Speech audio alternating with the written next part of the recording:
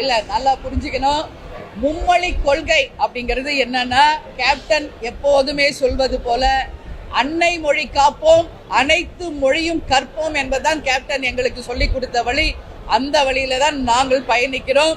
ஆனா ஒரு விஷயத்தை நான் இன்னைக்கு என் பிறந்தநாள் அதை முன்னிட்டு தமிழக அரசுகிட்ட நான் ஒரு வேண்டுகோள் வைக்கிறேன். தமிழகம் முழுவதுமே தமிழ் கட்டாயமாக்கப்பட வேண்டும் என்பதை இந்த நேரத்திலே தமிழக அரசுக்கு நாங்கள் ஒரு வேண்டுதலாக வைக்கிறோம்.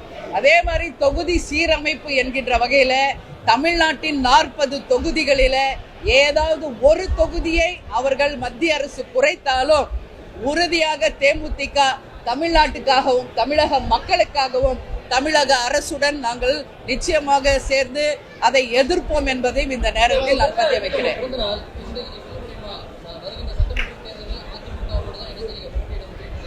இன்னும் ஒரு வருஷம் இருக்குது. அது இன்னைக்கே நான் சொல்லிட முடியாது. இன்னும் அடுத்த பிறந்த நாளும் வரப்போகுது, அடுத்த மார்ச் 18. அன்னைக்கு இந்த கேள்வியை நீங்க கேட்டீங்கன்னா அதற்கான தெளிவான பதில் நான் சொல்றேன்.